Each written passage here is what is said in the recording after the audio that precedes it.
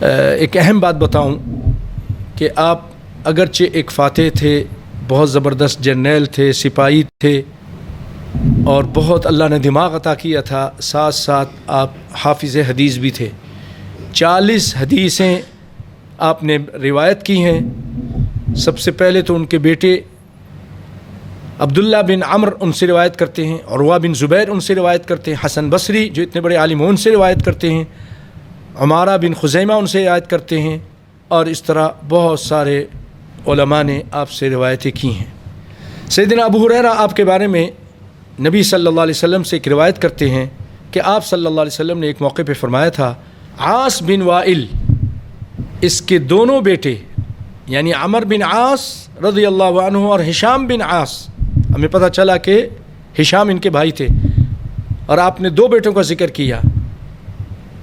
عاص کے 2 بیٹے تھے، ہم ایسے ہی کہتے ہیں نا عمر بن عاص، سیدنا عمر بن عاص، تو عاص ان کے 2 بیٹے عمر اور ہشام، یہ دونوں مومن ہیں۔ آپ نے ان کو مومن ہونے کا سرٹیفکیٹ دیا۔